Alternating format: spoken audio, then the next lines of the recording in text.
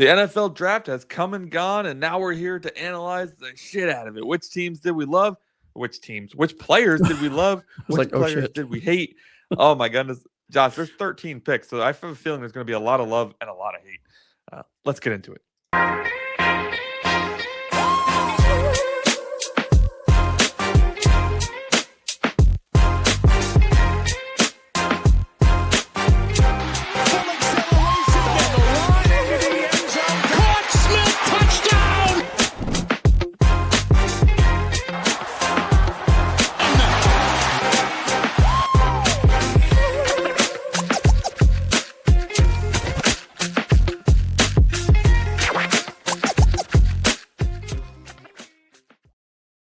Welcome back to the 305 Gridiron. I'm your boy, Anthony Penzone. And to my left is Josh, a.k.a. Aqua Ace. And this is the 305 Gridiron, where, of course, we're here to talk Miami Dolphins football. It hasn't been long since you've seen us. You just saw us on Thursday for the first round of the NFL draft. It was a whole lot of fun. Thank you all to those of you who came out. Had some Bills fans in there, Pats fans in there. We had, of course, Dolphins fans, hopefully. The raw reactions in the chat is always the best, especially since our two first round picks were quite unexpected.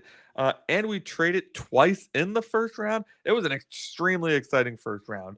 It also may be a surprise to you that Josh and I disagree on quite a few of these picks, which is unusual for this show because we agree on almost everything. So they're going to get some back and forth on this show about some of these picks, and hopefully it's entertaining. We will not drag it on too long so that it gets awkward, promise. Yes. But it'll definitely be entertaining. So without further ado, Josh, what do you say we just get right into this shit? Let's dive into pick number 12 in round one. Buddy, we had the 11th pick in the draft, which we earned by being epically bad last year. Yes. So what we had a chance to do, though, is trade back. It seems like all of the talk I've seen from Sully and Haffen, Kadyn Proctor was their guy. It was legitimately a draft day situation. Like, it was Kadyn Proctor no matter what. No matter what. Damn it. I screwed it up. So, like, they knew it was going to be Kadyn Proctor, so they tried to trade back. They tried to trade back multiple times. He said they only got the one deal done with the Cowboys, but it was free money in the words of Sully. They got 2 5th-round picks out of the deal. They were both compensatory picks, but hey, with as empty as this roster is, those could potentially make the draft or the team. So let's get into the pick. It was Kadyn Proctor, the offensive tackle out of Alabama. With we could have had Caleb Downs because if we didn't trade down, he was still on the board. We could have had Ruben Bain, which was a fan favorite of yours and mine, and Monroe Freeling, who was often mocked above Kadyn Proctor, was also still on the board. So this came as quite the surprise. The position itself, not a surprise. I mean, you and I talked many times that they said they were going to build the trenches. Expect one of these 2 picks to be in the trenches. Position, not a surprise. The player, very much a surprise. Yeah. And I think if you tuned into the live first round draft coverage, you saw the confusion.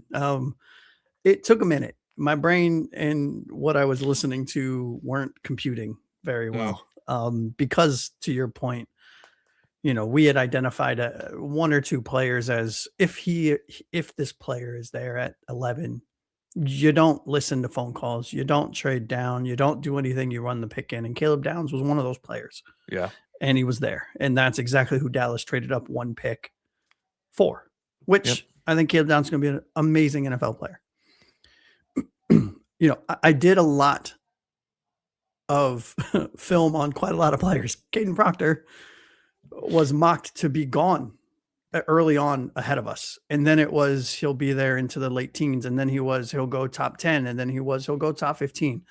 And admittedly, I did enough to know about the player. I didn't do enough from a Dolphins standpoint to look at the player. So when we drafted him, it was like, cool. Fuck, I need to go watch film. Like, I need to figure out who this guy is. Yeah, I think, a large part of how we ended up grading this, at least early on in our initial grades, was like, 1, the surprise factor. 2, Caleb Downs was one of our players who we said we wouldn't probably trade down for, like, if he was there. And that to me was a big negative. Like, Caleb Downs was there, we still traded down. Even though it turns out there was absolutely 0% chance we were taking Caleb Downs, according to Sullivan. Yep. So who are we? We obviously didn't know that going in. Yeah. After having a chance to watch a little bit of Kadyn Proctor, get a little bit to know him. I don't watch a lot of tape. I'm not a tape junkie like you, but I do like to listen to the press conferences and stuff. And just hearing the conviction from Sully and Half on this player, like that was the thing we talked about a lot early on. It's like at the end of the day, I don't care who you draft as long as you have a plan for the player that you're drafting, right? And you're not reaching an enormous amount, which we'll talk about a few of those guys later. But like Kadyn Proctor was estimated to be between pick 6 and 17. They said as early as the Browns at 6, as late as 17 to the Lions. That was his range. So to take him at 12 is right there in the range. It wasn't a reach. And listen, the first pick for John Eric Sullivan is solidifying a position that Dolphins fans have been asking to solidify for years. And now Dolphins fans are pissed off that we took a pick to solidify the position we've been asking them to fix for years. Yeah, that's such a Dolphins move, Dolphins fan move, right? Not a Dolphins move, but a Dolphins fan move. Right. Yeah. Is that, we bitch and I say we because I'm trying to be inclusive, but really not us because we're like, just take the fucking offensive lineman. Yeah. But you go on all the forums and they're like, I can't believe they took an offensive tackle who might play offensive. You guys have been bitching for what, a decade? To invest everything possible, anything necessary to fix the offensive line. Yeah. And now we do. And to your point, everyone's up in arms and complaining about it. And I got to be honest with you, the more I went back and I watched film on him, this is such a Packers pick. Yeah. Because it's a very athletic, very large human being that can play, that has tackle guard flexibility. And where I like this and he's played, let me preface all of this by saying he's played both left tackle and right tackle at Alabama. So he can play on both sides. He even said he likes to play on both sides. And so I like this pick if he's going to be the next right tackle. I love this pick if he's going to be the left guard. Yeah. I'm salivating. I mean, I'll take any guard, but any guard position, but just picturing a 6'7", 360 or a 6'6", 360 pound left guard standing next to, or in the formation next to a 6'7", 340 something pound Patrick Paul. Yes, please give it to me. Truthfully, I would have loved this pick a lot more as like right tackle if they did go ahead and draft a guard too, which they did, but very late. Very late. DJ Campbell in the 6th round, which we'll talk about in Thursday's show. But if they had like Emmanuel Pregnon was there for a while, right? Yeah. We had like 3 or 4 opportunities to draft him. We just didn't. So they clearly didn't see what we thought we saw in Pregnon. But like if they had taken Pregnon and they had taken Proctor, then I'm like, hell yeah, swap that dude over to right tackle. Slide Pregnon into either left or right guard, whichever one. I don't know how they're going to move Jonah around. And then we got Aaron Brewer. Like now I'm feeling great, right? I think the only reason we were shocked at this pick. Very. Let's not say like we knew all along this was a great pick, but no, it took us sleeping on this. And rewatching like hours of film and trying to understand where can this guy play. And then like we still came with a B. And to me, the B is based on what you and I talked about. Like the one thing we don't want to hear in this press conference right after the first round is, he can play anywhere on the line. Like I wanted to hear where he was going to play. And then you text me, not even 10 minutes after we got off the air. Yeah. And you're like, oh my God, dude, the first line in the press conference is he could play anywhere. I was like, no. Honestly, bro, it really was. It really was. And I get it. They're not going to tell everybody their plan for him. And maybe they don't know their plan for him yet. They just know he can play 4 positions, and they're probably going to pick one for him to stay at. But I was really hoping if you're going to take a kid like this early, that they would know what the plan was. Like what at least their idea was. It didn't, even if it doesn't work out and you have to change it, fine. But I was really hoping to hear, the idea here is we'll have Kadyn slide into left guard. We'll have Jonah slide back to right guard, and then we have Austin Jackson on the right, Jonah, Patrick Paul on the left, and Brewer in the middle. Then I'm feeling like that's an awesome plan. If it changes because training camp shows something different, great, that's fine. But at least like there's a plan, right? Yeah, I agree 100%. And that's why I gave it a B too. Early or right before the draft for the first, the last couple days before the draft, we were hearing Caleb Lomu, I think it was a big target of Miami in air quotes. And you and I were like, I don't, or at least I was, I'm sorry, I don't mean to speak for you, but I was like, if you're going to invest a top 12, in this case, pick in a player, I don't want you to take somebody and swap positions from where he was in college. Yeah. That's exactly, they took a guy. And that's exactly what they did. Right. And honestly, to your point, if they came out and said, and they don't have to say anything. No, they don't. And maybe they're just saying that so the league or whomever can't hone in on where this guy's going to play. Maybe they do have an idea of where they're going to slot him, but they don't want to put pressure on the rookie to make it work at right guard. So they're just saying, hey, we're keeping it open, but they know they're going to try it at X position first. But to your point, if they came out and said, this is where he's playing and this is what we're doing, and this would have honestly, the next day I would have asked, at least for my portion of this grade, to be changed to an A, because I really do think this guy he's elite in the run game. He anchors incredibly well. He's fast. He's mobile. He's Patrick Paul, except even a little bit wider. And great kid too, man. He's a phenomenal kid. And if you look, go ahead. Yeah, sorry. The national media kept shitting on him because he was overweight. And then I go and I watch the actual stuff and I look at it was his freshman year. Yeah, that was so overblown. Yeah. Like, that was years ago. Mm-hmm. And listen to this. Now, I'm just going to run through these super quick. These are the awards that this guy was included in the conversation or won in 2025. Consensus All-American, first team All-SEC, Jacobs Blocking Trophy co-winner, SEC's top offensive lineman, first team All-American at the Walter Camp, first team All-American AFCA, first team All-American FWAA, second team All-American Associated Press, second team All-American. And so, I mean, this dude is good. Yeah. I think what caught me off guard was there were 3 or 4 players that you and I, and we made the rookie mistake, honed in on as if they're there, we're taking them regardless. And I think that's why live on the show, I was like, what the fuck just happened? It was guys we wanted, right? We wanted them to take regardless. Like, I wanted Ruben Bain. I wanted, Caleb we really Downs, liked Bain. Vega, who went we really to Baltimore. Liked Vega. We really liked Caleb Downs. Mm-hmm. And it took a while for you to convince me that Caleb Downs was any good, honestly. Yeah, and Vega and too. Finally, you convinced me, and then we passed on him. Yeah, and Vega too. I remember early on, you're like, "Fuck that! I don't want to spend a top pick on a guard."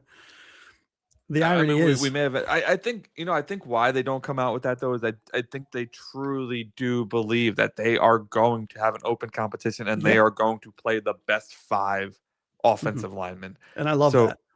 So like. I think the only 2 who I would consider locked in as the best 5 are Patrick Paul and Aaron Brewer at this point, which leaves 3 spots open to figure out like who is going to step up, right? Mm-hmm. I imagine Austin Jackson will, because he's usually healthy before the season starts. That lasts all but 4 games. And then you got to see, what do we got? What do we got with Proctor? What do we got with Jonah?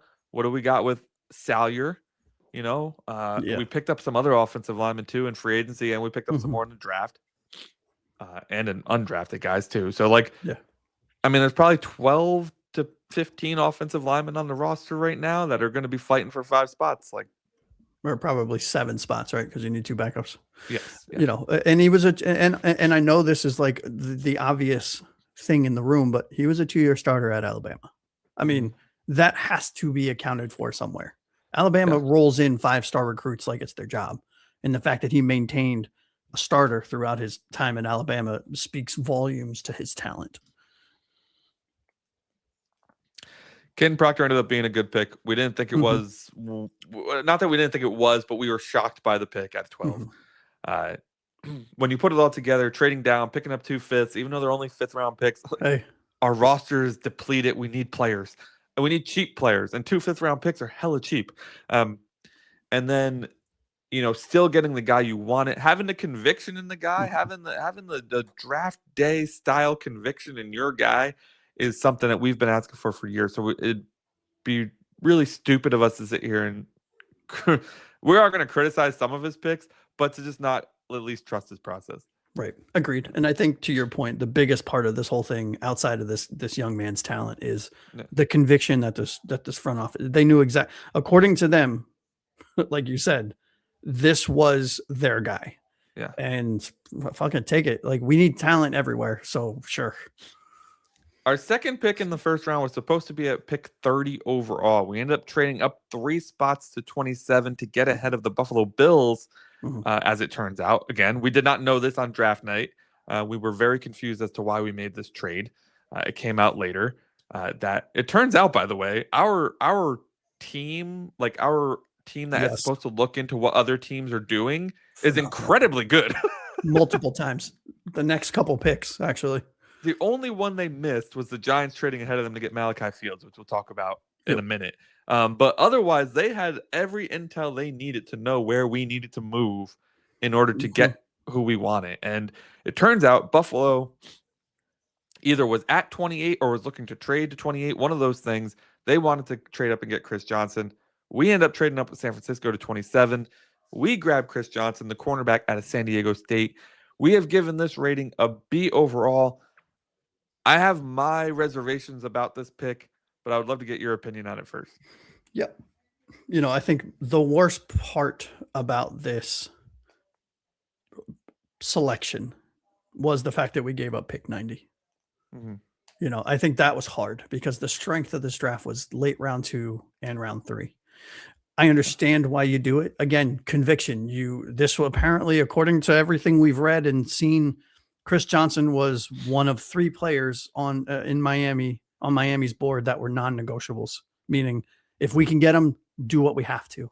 Yeah. And, you know, the more I looked into him, now there was a lot of buzz right before the draft that he would be going in the late first. This is appropriate selection for this type of player. My reservation and why my grade on this is a B was because of what we gave up.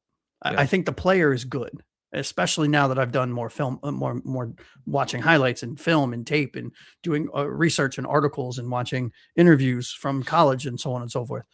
You know, looking into his stats were actually eye-opening to me. He only allowed 2 touchdowns and 870 college career snaps. That's amazing. Was it San Diego State? They played some big games. Opposing quarterbacks last year in 2025 had a 16.1 passer rating against him in all competition in 2025. You know, when you look at those, he won Mountain West Co-Defensive Player of the Year last year. He won first team All Mountain West in 2025 as well. He's 6'1", 195. He's that big press cornerback that this team wants.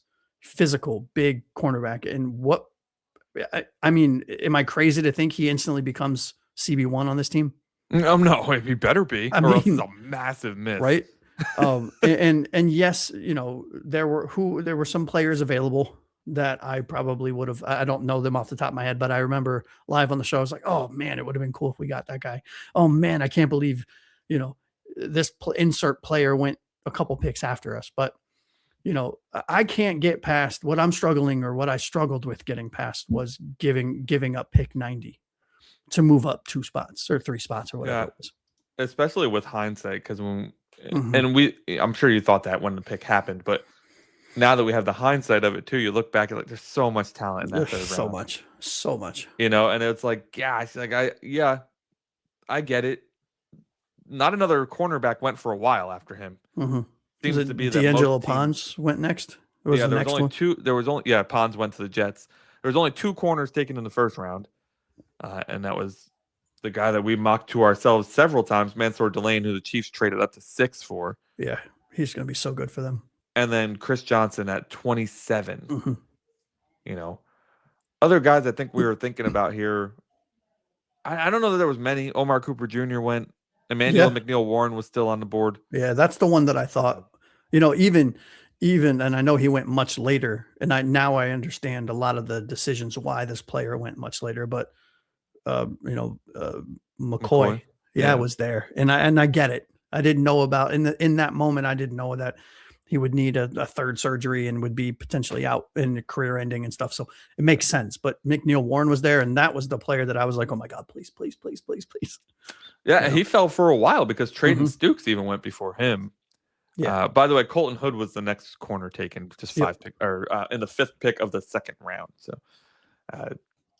my reservations here are purely just competition. He plays in the Mountain West. His Mhm. numbers are explosive. That's great. That's what you want to see from a guy coming out of the Mountain West. You want to see incredible numbers because the competition is going to get way harder Right. now. You know, Right. so I think what calmed my nerves, because I think initially I gave this a C. If I Well, you were like C minus D plus immediate reaction, but that was understandable. I think I you was settled higher on on. a C. My immediate reaction to this pick was better than the Yes, it Proctor pick, was. ironically enough. Yes, it was. I think you With the gave Proctor them pick, I both. gave like a D. Yeah, no, I think you gave them both a C. You I gave them originally, both C's. yeah. You might be right. Yeah. So when Josh and I kind of threw each other's grades out, I eventually came up to the B. I think again, storyline guy. Hafley gets up to the podium, and Hafley's like, "This was my favorite player in this entire Mhm. draft. He did not want to leave this draft without getting this player." And in fact, the conviction of these 1st-round picks, we had an enormous amount of conviction in our 1st and 2nd-round picks. You shared a great Twitter feed from Chris Kaufman, I think it was, Yes. who said he was trying to like take things from the draft, like what kind of drafter is John Eric Sullivan. And Mhm. one of the things that he pointed out was that John Eric Sullivan was a risk taker, but with an enormous amount of conviction in the 1st and 2nd round. Like Yeah. they had their guys in the first 2 rounds, and they were going to do whatever it took to get them. And Yep. then from there on, they were a little more loose with it. They were like, Yeah. whoever falls to us, They really whatever. We're stuck not to going to be their as board. aggressive. Yeah. What's that? They really, this entire draft, they stuck to their board. Yeah. I mean, and they didn't want to stick to pick 43, by the way, which we'll get into in a minute. They Yeah. tried to trade up Mhm. because they thought the Jets were going to trade up to take the guy. But yeah. But overall, I think Chris Johnson comes in. He's the cornerback 1 right away. Mhm. I mean, he has to be. The other guys on the roster are Storm Duck and Juju Brents and a Juju few other Brents. like 1-year wonders that we signed, I think. Yeah, Juju Brents is coming off an injury. Yeah. I can't even name the corners on the team. Who's the rookie from last year? Out of Florida. Was that out of Florida? Oh, Jason Marshall Jr. Yeah, Jason Marshall Jr. Yeah, he'll be us. Yeah. Yeah, so then we have him. Not great. Right. So Storm Duck is currently the 1 starter. We signed Daryl Baker Jr., Alex Austin, and Marco Wilson and Miles Battle are the 4 corners we signed in free agency. So Chris Johnson better be CB1. I think Daryl Baker Jr. is the only one of those 4 that played any significant time. Yeah. So let me ask you this. So we gave it 2 Bs, both picks. But if we came out of round 1 with 2, now irregardless of how they play, because I'm just talking about week 1, moment 1. If we come out of the 1st round with 2 day 1 starters, home run.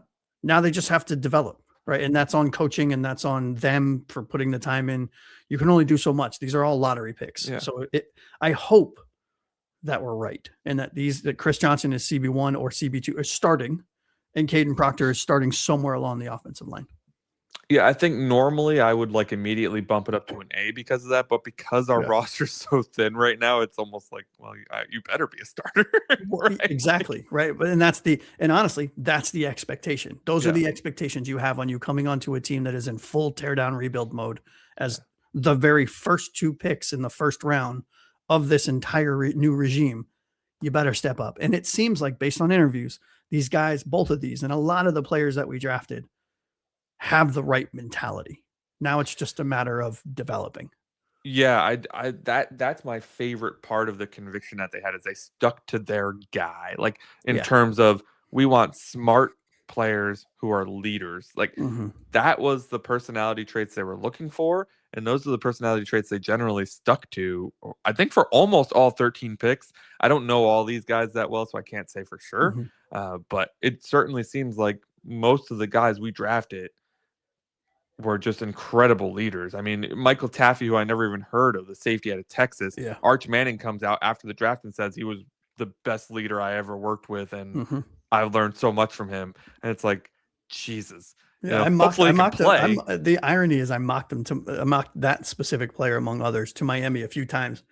I mean, I was very pat on the back for both of us in this draft, and we'll talk about it later. But So overall, the first round, we went to bed feeling kind of shitty about it. We woke up feeling much better about it.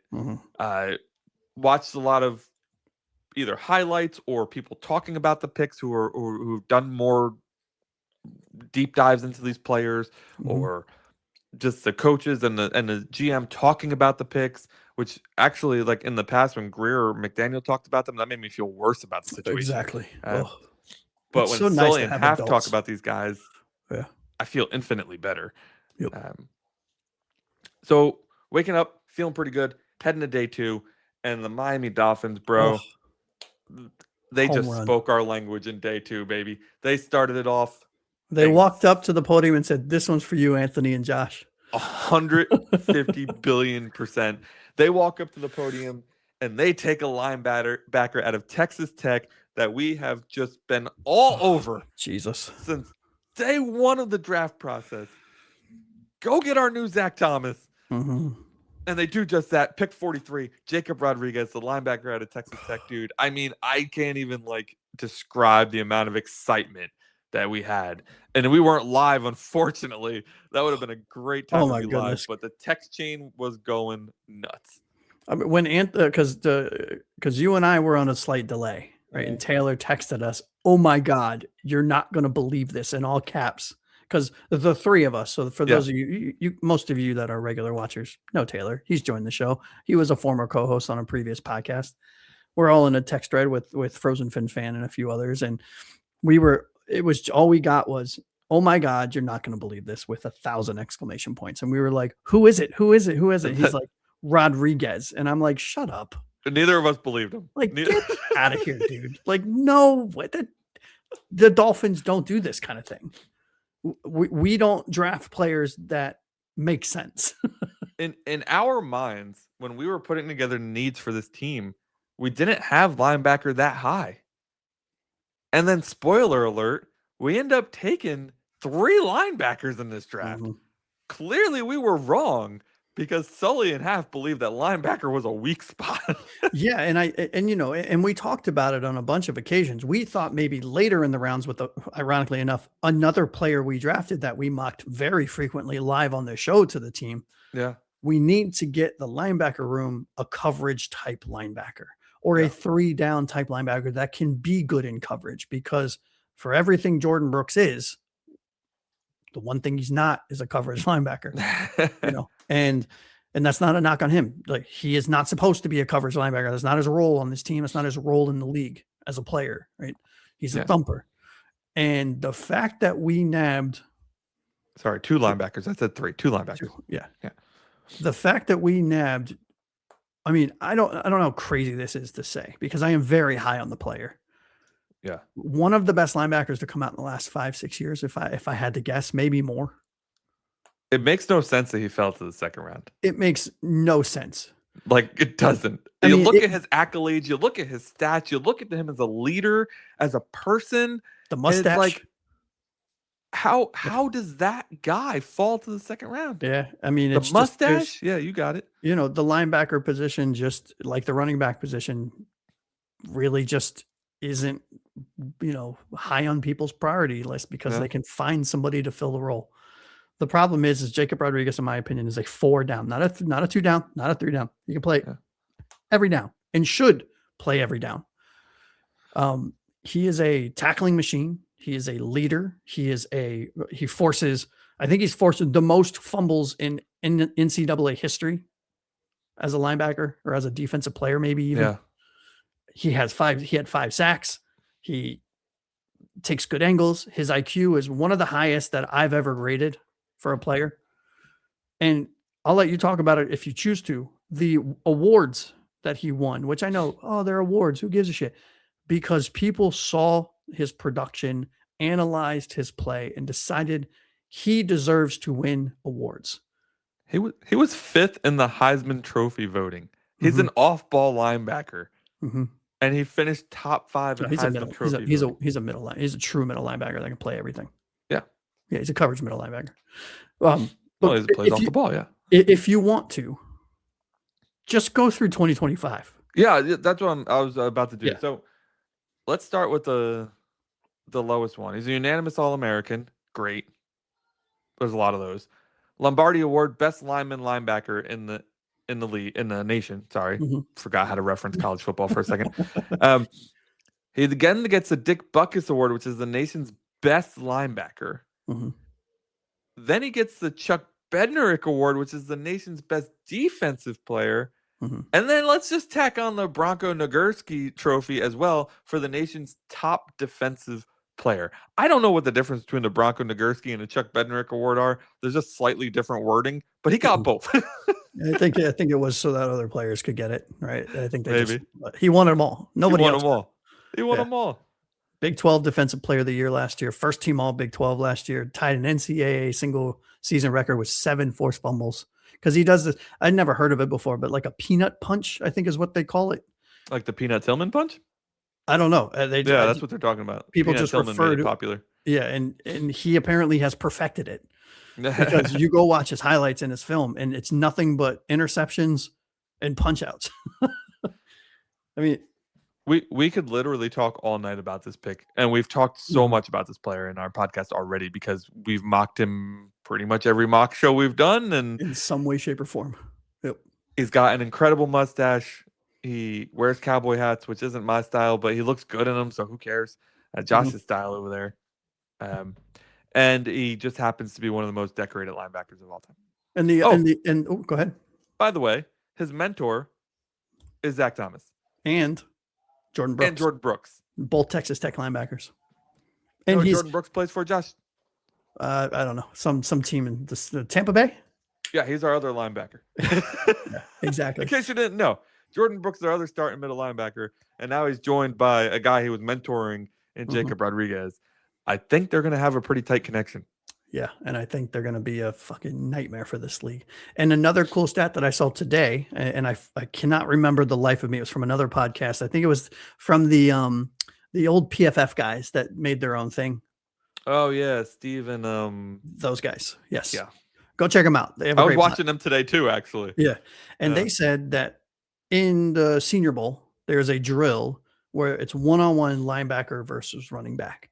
And it's really it's a choice route for the running back. So it's like the running back is running to catch the ball, is receiving the ball. And the choice it's a choice route. So the running back kind of curls out a little bit like if he was running between the left or right guard and left or right tackle, goes right into the chest of the linebacker. And then the running back decides, do I go left or right? And it's a drill to see, how does the running back run his routes, but also how does the linebacker read and react? And it is a drill that is, according to these guys who I really respect in the industry, it's a drill that is made to put the linebacker in a lose situation to see how they react and handle adversity. Right. And they said at this year's Senior Bowl, and they've referenced this, you can go look at it. This was the best 2 linebackers they have ever seen do this drill. We drafted both of them, Kyle Lewis and Jacob Rodriguez. They said that they won 100% of the time. Which will bring up an interesting point later, I think, because I think there's a question to be had for, do they re-sign Brooks now? And we won't know. He's under contract still, so they don't have to re-sign him this year. They could wait and see. And how does Rodriguez do? How does Kyle Lewis do? I know that Kyle Lewis is a bit of a tweener, so he plays safety a lot too. So I'm interested to see, 1, how they use him, which we'll talk about that way later. But 2, does this affect, the status of Jordan Brooks, which I know that they said he's one of their rocks, and they said he's one of their guys they're going to build the team around, but they probably also didn't guess that they were going to get 2 starting linebackers in the draft. So we'll see. So needless to say, we gave this an A. Oh yeah. Sorry. Skip the grade. He gets an A. Yeah. Yep. One of the single best picks that this franchise has made in the last decade plus, in my opinion. I got to say, most of my excitement was from the fact that we actually mocked somebody who we drafted to our team. Yeah. And we did that for a couple of these players too. I mean, like when I say that we did I have to give us a little bit of, I have to give us some flowers here for a Some second. flowers. Yeah. Some flowers. We do this for fun. But we don't pretend to be professionals. I watch a lot of film because I'm passionate about it. I love football. Anthony, you love football. You watch players, you read and watch interviews and derive your, all of your opinions from your research. Sure. And we've done a shitload of research for this podcast on a daily basis and came up with a top 150 board, which you can find for free on the 305gridiron.com should you choose to, including a slew of other information. And the fact that we got some of these right, maybe not necessarily the right pick, but the right type of player. We read the room. We understood the assignment. We analyzed the new front office and coaching staff and did our research to come up with the types of players, and more specifically, the type of player. That was the hardest part. Right. Who's going to fit this mold? And we mocked quite a few of these players to us in some way, shape, or form. Yeah. It's just such a pat on the back for both of us. And I know it's not, this isn't about, hey, let's give us flowers, but I just had to, because we did about as good of a job as I think we could have, given that we're not professionals and we do this for fun. I like flowers. I'm married to a woman who works with flowers. So if I didn't like them, that'd be weird. There you go. There's flowers. Now, speaking of not flowers, I'm out of flowers as we move into the next pick, though. So round 3, pick 75. Miami's on the clock. Josh, we're thinking wide receiver at this point. I think in our chat, we're all saying it's got to be a wide receiver. It's got to be Surratt. It's got to be Surratt. Right. It's got to be Surratt. Hurst is still on the board. I think one of us like Brazel, but not all of us like Brazel. Like there was a plethora of wide receiver options on the board that we were fans of, and we knew about because we did research on them. Yeah. So of course Miami goes and drafts one that we didn't really do much research on, didn't know almost anything about, and I have some problems with this pick. It's like what is that Seinfeld holiday that they made up? Festivus. It's like a Festivus situation here. I have some problems with you people, and I'm about to tell you about them. But Caleb Douglas, the wide receiver out of Texas Tech, he has size, he has speed, and he must be a good leader in order for this regime to draft him. We already know that, right? We can just assume it without even seeing a conversation with him, that he is probably pretty smart, and he's probably well spoken, and he's probably a good leader. Those are all very good traits to have. He's won quite a few awards as well. Those are good to have too. But he, in many people's opinions, maybe ours included, mine certainly, I won't speak for you, was drafted way higher than anybody expected him to be. The analysis on draft day was pretty funny because people weren't prepared for that one. And it ended up happening, and it wasn't just us. The whole third round had the analysts who were speaking like live on ESPN and NFL Network. They were scrambling consistently because the middle of this draft, there was no consensus. Everybody was just drafting whoever they wanted to because there was no there was no rhyme or reason to it really. We end up taking Caleb Douglas, the wide receiver out of Texas Tech. I think he's done some good things, but I'll let you talk and then I'll explain my issues. Yeah, let me start with the positives. I think it's cool. The fact that this is my first thing should tell you enough. I think it's cool we drafted 2 Texas Tech players back to back. I think that's pretty cool. I think that's unique. Played at a big school, big competition, produced reasonably well consistently, was their number one option for a big program in Texas Tech. I love the fact that we have body diversity, which is something you and I have preached for the last 2 or 3 years for this franchise, to get 6'4", 210, runs, I think a 4.3 something, if I'm not mistaken. Don't quote me. Did run a 4.3, yeah. So big, like you said, real big, real fast, got some meat on him. Yeah. And watching his tape and his highlights, well, they're highlights for a reason, but he's got good twitch in his feet. He produced. He mossed a few guys in college in big games against Tennessee and against Iowa and against a few others that have been known to produce very good cornerbacks. That's about it. Which you could say, well, fuck, it's round 3. Like, these are all darts. Cool. You got a big, tall, fast guy that can run and produce at a reasonably high level at a big school. Yeah, sure.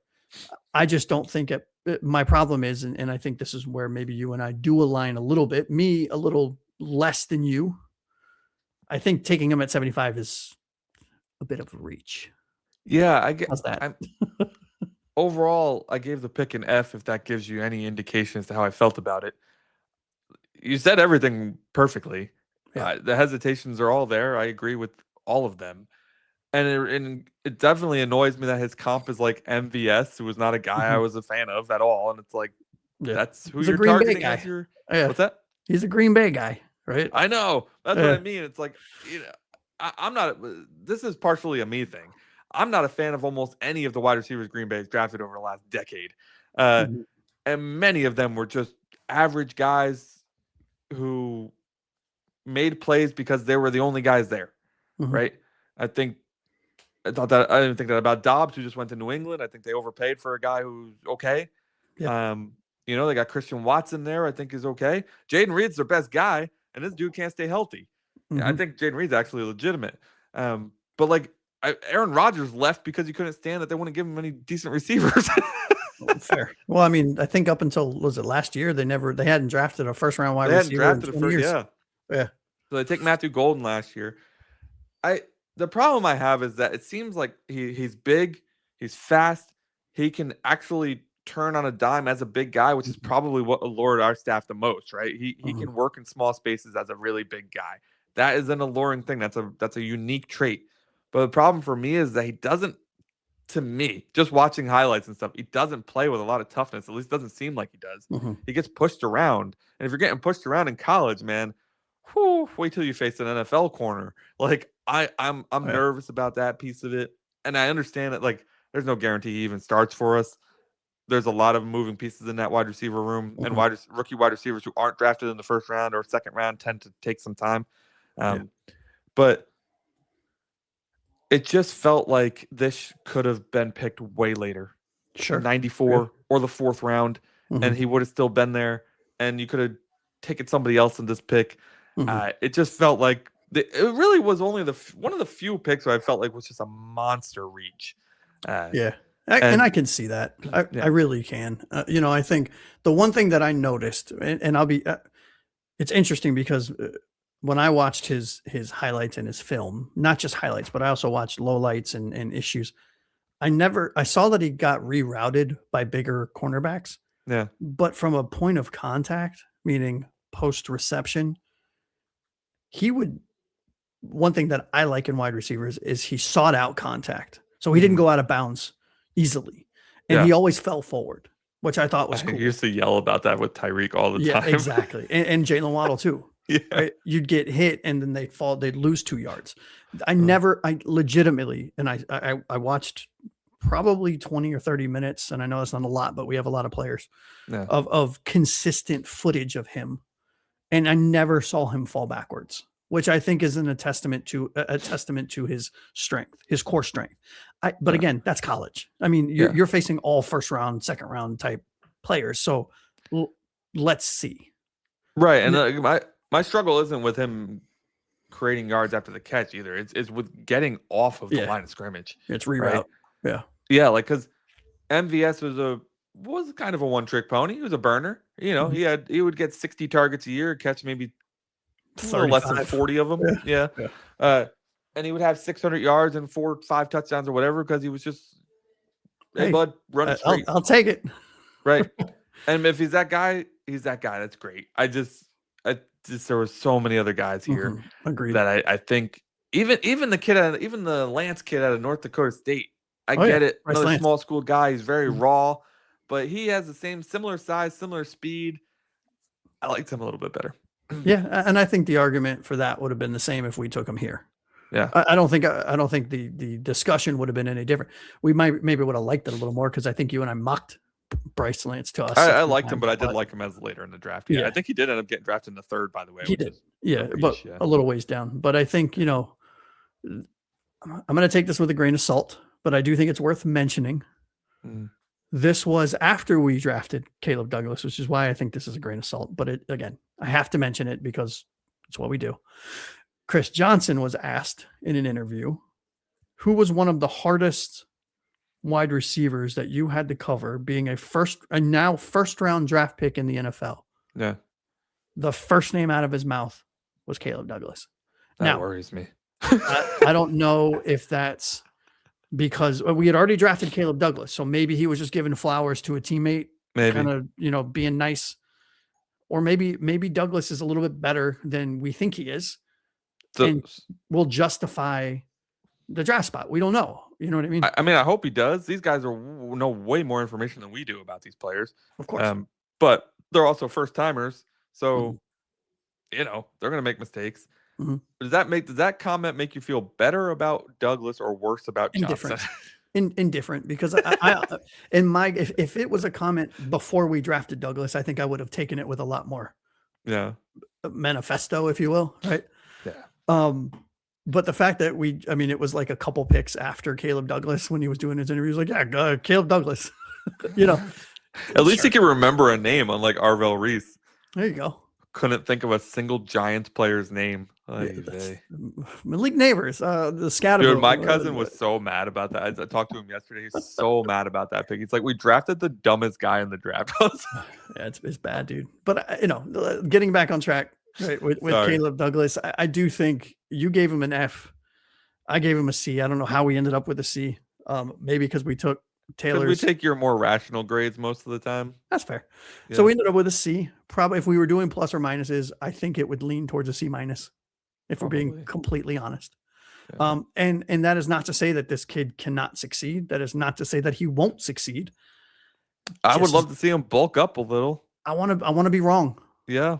I want so badly to be wrong about I want you to be way better than MVS, my friend. Mm-hmm. Like, I need you to crush that comp. Yeah, I'll be honest with you. Even if at worst he's MVS, yeah, okay. You know what makes it even worse though is the guy we drafted later in this round. Yeah, it makes it so much worse, but also makes it so much better in a way. From a draft, you and Taylor both had it right. If we flip flop these picks, we're probably not bitching at all. No, we're giving the other guy who I don't want to. We'll give him the same grade, and we're probably giving Douglas a B. If he's drafted, if he's drafted at 94, yeah, right? Because it would have been 94. He would have been after all those other guys that we just mentioned we liked. Because the wide receiver run in round 3 was nuts. But I will say this though, and I know we sound like fucking a broken record here. This was another player that this front office had very huge convictions on to go get. And they didn't say it about every single player. No, I know. I just don't know what the hell they were watching on this guy that they got so convicted about. I mean, but they were, I don't know. I sent you the video. Yeah. I mean, like they were like jumping up and giving each other. I know. But like 2 years at Florida, he was shit. 2 years at Texas Tech, he was average. And these guys loved him. Yeah. I don't know. I mean, maybe I don't know. We'll see. Hey, we'll see. Right. At least it adds, to your point, at least it adds size to a receiver room where we're severely lacking size. I know we added Jalen Tolbert. That's a good start. We add Caleb Douglas here. Mm-hmm. We added ball rolling. We added some more guys later who also have some size. We even added a short guy later. This wide receiver room is going to be completely different. Yeah. Malik may not even make the team. That's crazy. Taj might even make the team. Yeah. Taj, Malik. Like, yeah. I think Taj is probably done. Right. I mean, yeah. Especially with the Coleman pick. With the Coleman pick, yeah. But like Malik has the best chance of any of these guys to make the team because he comes in, he's got tenure, he's got production on the staff, like he's got production on the team. Stephen Ross likes him, right? And our new offensive coordinator knows him. Right. Worked with Slowick last year. So he's got all of the positives in his favor. But when you look at the guys we picked, you looked at the guys we took in free agency, you look at the guys we took in this draft, there's a chance he could not make this team, and that's insane. Yeah, that's crazy. All right, let's move on to the next one. What do you think?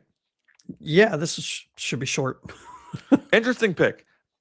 At the moment of this pick, I absolutely freaking hated it. It was this may have been the most angry I was at a pick the entire draft. And now looking back, I understand why they did it. There was a tight end running this round that I wasn't really paying that close of attention to, so I didn't realize it was happening. Mhm. We took Will Kacmarek out of Mhm. Ohio State, the tight end 2 out of Ohio State, by the way. Mhm. Max Clare went earlier in this round. Yep. He is an extension of the offensive line. He is a pure blocking tight end. He has a little tiny bit of receiving prowess, Mhm. but certainly not going. Nobody's going to mistake him for Travis Kelce or George Kittle. No. He is a blocking tight end, and my beef with this pick is that why are you taking a blocking tight end in the 3rd round?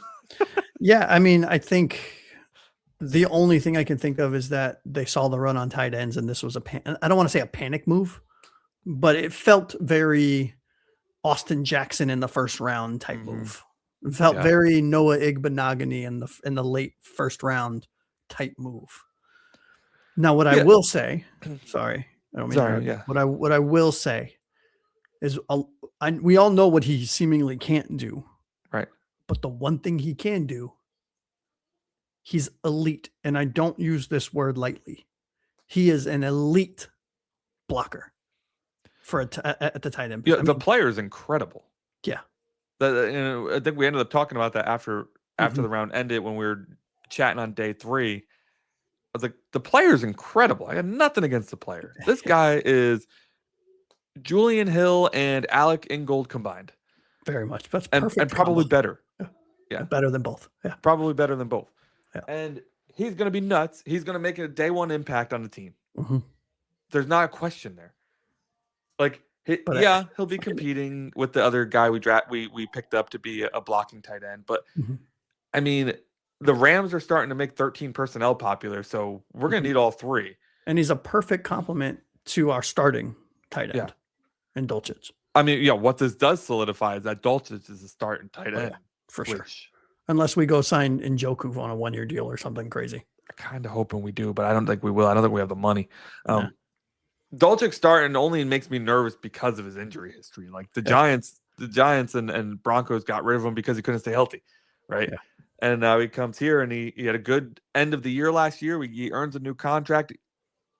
Pretty much, you could be the starter pretty easily, but it's a 1-year contract, though, isn't it? yeah, it's just a 1-year deal. So he's not guaranteed to start. I mean, we're going to talk about another guy in the day 2 episode or day 3 episode, I'm sorry, who is completely raw talent, and he could be nothing, but he could be freaking Marcus Colson. We don't know. So we'll see about that. But this pick here, we gave a C. I think it's just because of the value of the type of player at the position where it was. Yeah. Nothing to do with the player. The player's an A. Position brings it down to a C. Yeah, I think it would have been an A if we took him in like round 6. Yeah. Or we were like, oh, I get it. Right when fullbacks are taken. This makes total sense. Like, okay, yeah, there's a vision. Right. You know, and he played at a big school. And I think I forgot what school he played at before he transferred to Ohio State. But I'd say it was Ohio, but let me look real quick. But I think there was a lot more receiving stats in air quotes, a lot more in air quotes. But I think he was a bigger part of the receiving game from what I remember hearing. I have nothing to back that up on. It was Ohio. Mm-hmm. It was a lot more receiving, but still not a lot based on our standards for tight end. 20 for 264 in his freshman year, 22 for 243 in his sophomore year. So he's basically a much better blocker, but along the who is the fuck? I'm blanking on his name. Not Julian Hill. Who was our blocking tight end that we had for a couple of years? Durham Smythe? Yeah, he's like Durham Smythe, but a little taller. What's his size? 6'6", 258. Yeah, he's a big dude. Imagine if he plays at 275, that dude's a problem. I mean, I'm even telling at 258, he's a problem, but it's 275. When I tell you, and again, you know this, I don't throw this word around. He is an elite blocker. I mean, one of the best blocking tight ends I've seen in years. What this pick revealed about this season, and let rubber stamp this shit right here. Mm-hmm. What is it? April 27th. We are going to lead the league in rushing attempts. Easy. I can see that. Could you imagine the left side of the offensive line with him lined up next to Patrick Paul, next to Proctor? Look, everything they did on the offense in this draft screams we are giving Achane the ball 1,000,000 times. Yeah. Like he is going to need to take out an insurance policy on his body after this season. If you have Achane in fantasy, Yeah, keep him. dial him up, baby. Yeah.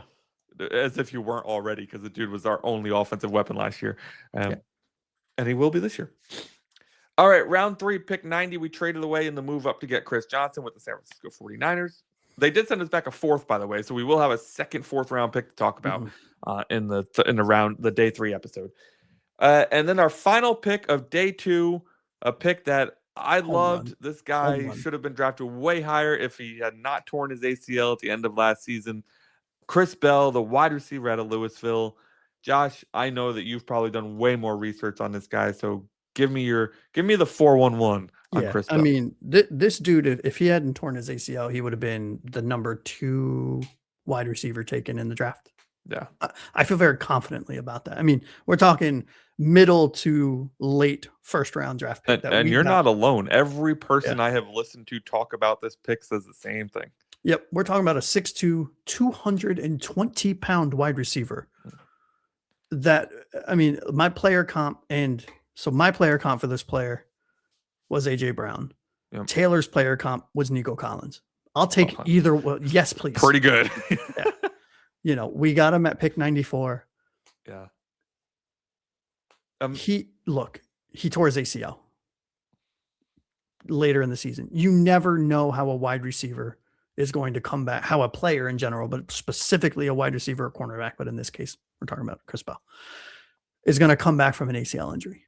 If he comes back healthy, this could be the steal of the draft. Go ahead.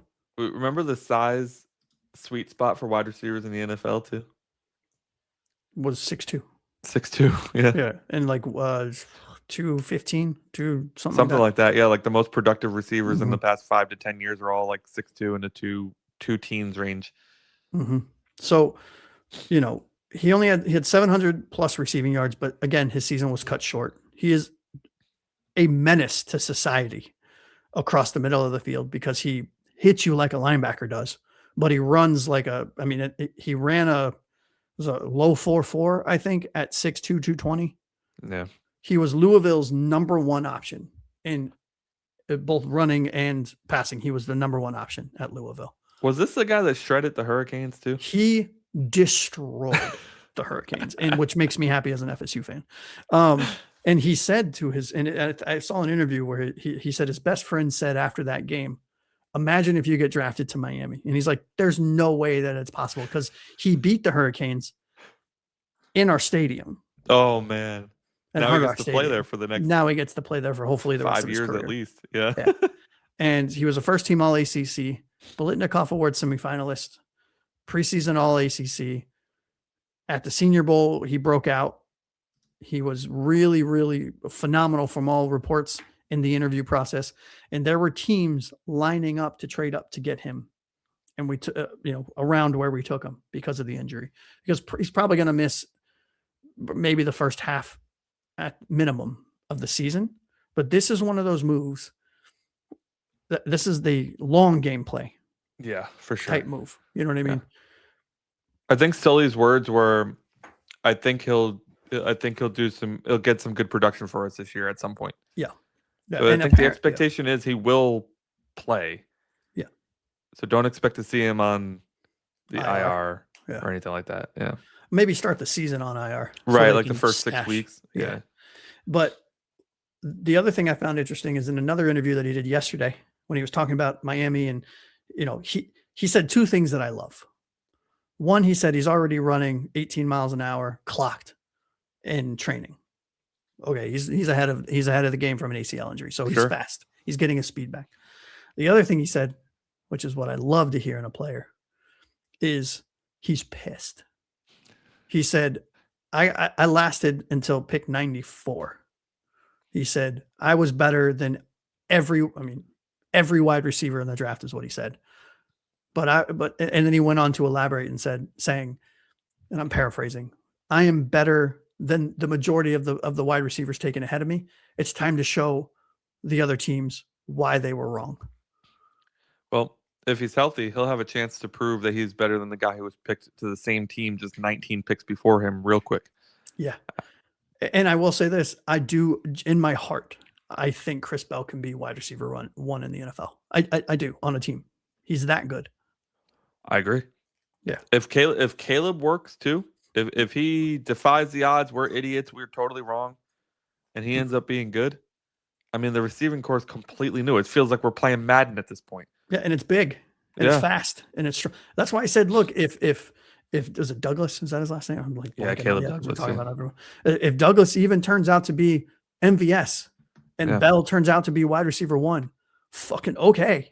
Yeah, you know what I mean? Like, okay, cool. If that's worst case scenario, sign me up.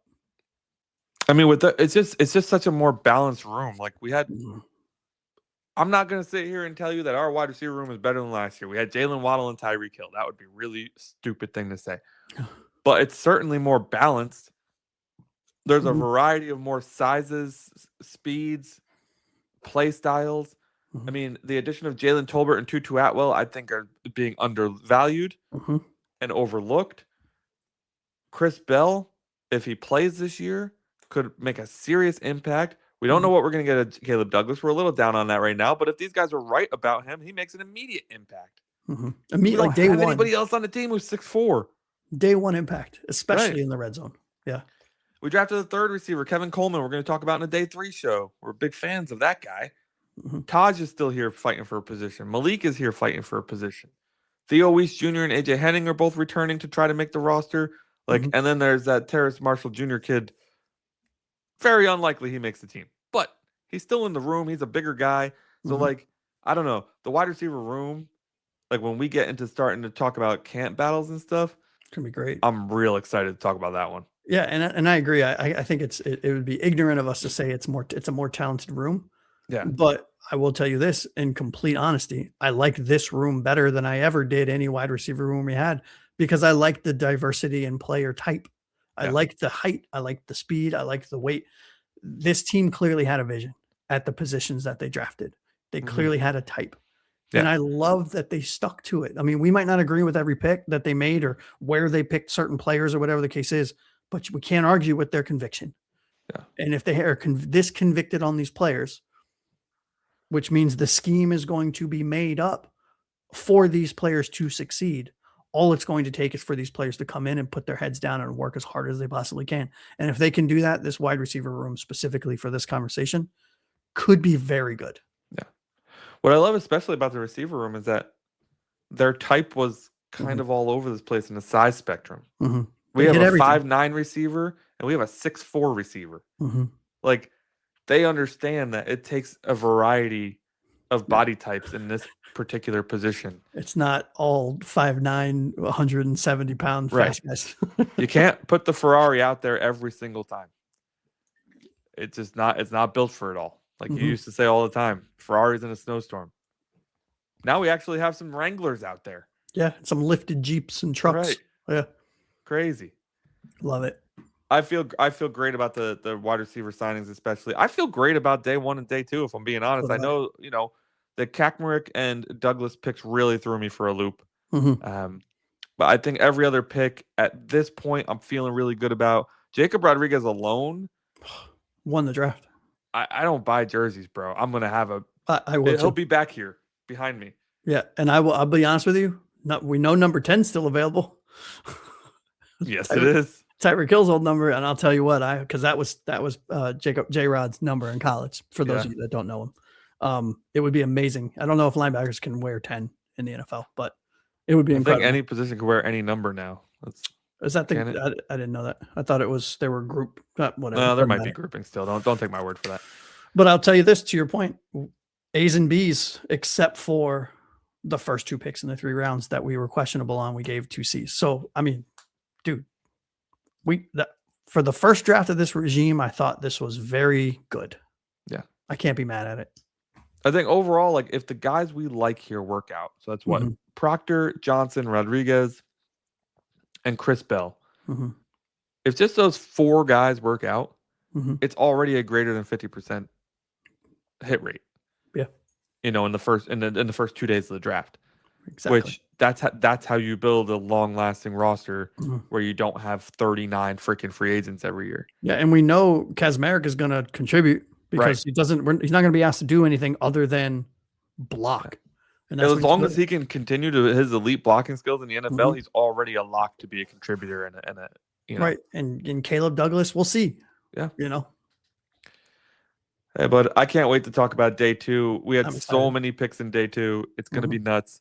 Overall, though, final thoughts on day 1 and day 2. Final, if you want to give a final grade on those two things, what are you most excited about from this group? Yeah, I think it's very easily Jacob Rodriguez and Chris Bell for me. I'm Yeah. very high on the I'm get every day that goes by, I'm getting more in love, I guess is a way of saying it, with the Kadyn Proctor pick, Mm-hmm. because I can see the vision. Yeah. Chris Johnson, I hope pans out. I know he was really popular on everyone's boards, and Caleb Douglas and Kacmarek, we'll see. But I think overall, not much more I could have asked for. I mean, there were players on the board that me personally thought would have been better players, but we don't know. Yeah. Right. So I thought it was very good. And from, if you take media at face value, a lot of people, including CBS, who's very hard on Miami all the time, they gave us A+, A-, B+. Like, I mean, okay. Gave cool. us a D+ on the Douglas pick, by the way. Did they? Yeah. So I mean, it seems to be the consensus, including on the show, that for this conversation, the first 2 rounds, or the first 3 rounds rather, we did all right.